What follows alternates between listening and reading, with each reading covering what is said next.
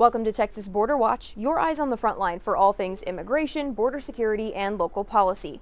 I'm Jordan Elder. This week, Governor Greg Abbott announced that 400 Texas National Guardsmen have been federalized and are being sent out of Texas. He says that they're going to be safeguarding ICE and other federal agents in cities across America. And this is a big deal here in Texas because the National Guard has had a very heavy presence at the Texas border. They've been helping other federal officials detain and deter people who are trying to cross the border illegally. So here's what we know so far. We know that Texas National Guardsmen have landed in Chicago in the last few days. We know that that's about 200. We don't know at this point if any are going to be sent to Portland. So we spoke with a couple different experts about what this deployment means, the legalities of it all, and what we could potentially see in court, and the potential actions we could see these National Guardsmen take in Chicago and then potentially in Portland as well. Texas National Guard members arriving and unloading in Chicago in a move experts say is unusual but not unprecedented. If we see National Guard units activated and going elsewhere into other states, it's primarily for natural disasters. It's very rare that you're going to federalize the National Guard to deal with an insurrection. So President Trump is really stretching the envelope.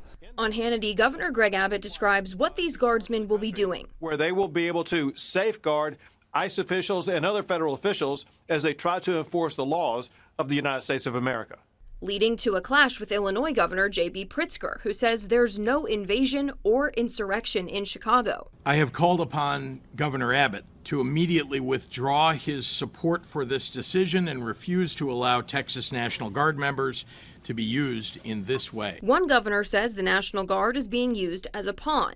The other says the president must ensure laws are enforced, and Texas is assisting with that. The president has hinted at invoking the Insurrection Act, which would allow him to use U.S. troops on U.S. soil when chaos breaks out. And if the governor can't do the job, we'll do the job. It's all very simple. The Insurrection Act was a hot topic in Texas last year. There were calls for former President Biden to federalize the Texas National Guard to get access to Shelby Park along the border. At the time, then Governor Kristi Noem posted, if Joe Biden federalizes the National Guard, that would be a direct attack on states' rights. What is different about that situation and the one that we're currently in? When the shoe is on the other foot, it seems all of a sudden that, all of a sudden people become constitutional experts and become somehow enamored with the idea of states' rights and state sovereignty. That act can only be invoked under specific emergency circumstances. So ultimately, how bad does the violence have to be considered an insurrection is really the question. Some Democratic lawmakers have told Governor Greg Abbott that they don't agree with the precedent that this sets. In a letter, they tell him Texans would oppose any other state that deployed military forces into our cities without our consent. If any other state deployed their National Guard to Texas without our consent, we would call that an invasion of Texas. So far, they say the governor hasn't responded to this letter yet. Now, some of the legislation that we have seen brought up a lot these last few days is the Insurrection Act, which allows the president to deploy U.S. troops on U.S. soil to deal with conflict. This has been invoked before, but not for a very long time. The president has hinted that this is something he might use, but nothing concrete yet. And then the Posse Comitatus Act generally prevents the president from using the military like a domestic police force. So as you can see, these two are kind of conflicting, so any use of them could end up to a pretty long, drawn-out court battle. So we will keep you updated on what we see in terms of all this. The federal government is offering unaccompanied minors up to $2,500 to self-deport and go back to their home countries. This would apply to children ages 14 and up. This might sound familiar because DHS rolled out a program a little bit earlier this year that allowed adult migrants to self-deport if they chose to do so.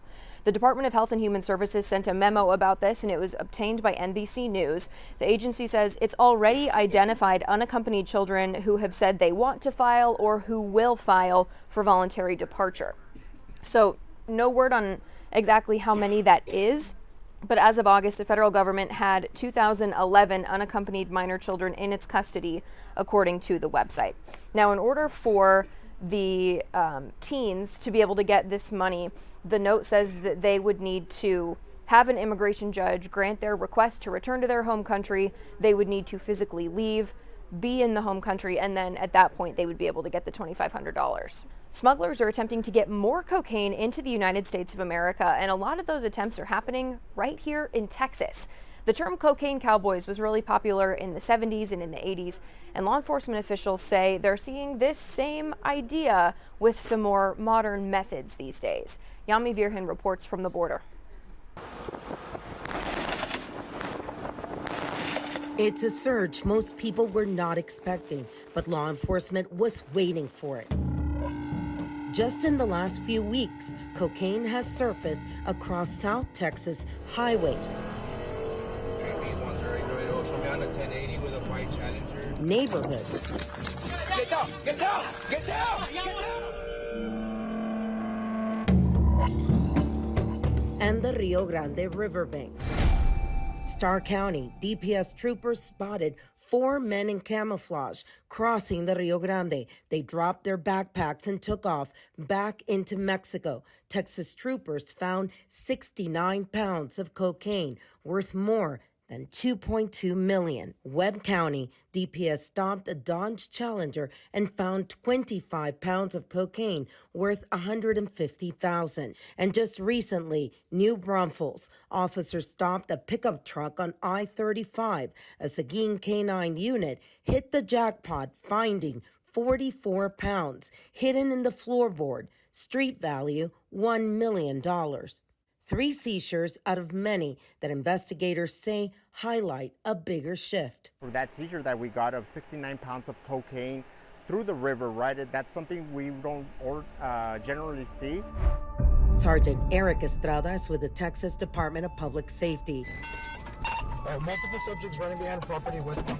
He says for years, migrant smuggling brought cartels billions, but with fewer crossings, criminal organizations are looking for other ways to generate cash. Now they're desperate, right? They're looking for other avenues to get money, right? And so this is one of the ways that they're getting money is through the smuggling of drugs. If we caught 64 kilos, then there's a whole lot more than what we've caught.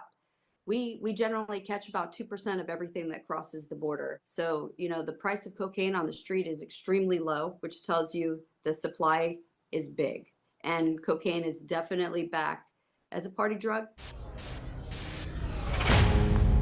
The shift now is a reminder of another era, the cocaine cowboys of the 1970s and 80s. Traffickers used small planes to ferry loads to ranch airstrips in Florida and Texas. So the term cocaine cowboys came from the 80s, 70s, and 80s. Very small aircraft going in and picking up significant amounts, big, pretty good sized loads, especially for cocaine, and flying them into airstrips, like a private dirt airstrip. He's got a duffel bag, he's throwing it in the grass. Retired DEA special agent in charge, Tony Hubbard, spent decades investigating cartels. He says the parallels to the past are striking. Hubbard told us we're seeing the same patterns as the 1980s, but today's cartels have better technology, more money, and faster routes. It's cocaine cowboys with 21st century tools. Another thing that we're starting to see here in Laredo is the use of drone technology, especially in the Mexico side. What they're starting to do is they're starting to launch these drones, and they're pretty much getting a location of not only federal agents, but also DPS troopers that are working in collaboration with them during Operation Lone Star. I do believe it is the return of the cocaine cowboys. Law enforcement calls it an old revenue stream revived as human smuggling slows down. With street prices dropping, experts say more cocaine is making its way into U.S. communities. They have that advantage, right, where they could fly over us, pinpoint our locations faster, kind of build a map of where every DPS trooper is at and every other federal agencies that are assisting us during Operation Lone Star are. Driscoll says in the 80s, authorities relied on aerostats, blimp-like devices that could track low-flying planes. A critical one in Eagle Pass, Texas, was never replaced after storms took it down, leaving the sky open. The plan was to build a robust, layered missile defense system, and they were put up for the cocaine cowboys, and now they're back. So we've got a big problem. Driscoll tells us that today, the valley near McAllen reports about 1,200 drone hits a day, many operated by cartels to move drugs. I think we're going to see a lot more air traffic. We're going to see the small airplanes coming back, the jets that can get past some of the radar technology that we have out there. What once seemed like a chapter from the past is now being rewritten along the border with billions in drug money at stake. That's all for this week's Texas Border Watch, your eyes on the front lines. You can read more about any of these stories more in depth on our websites, news4sanantonio.com or foxsanantonio.com. We'll see you next week.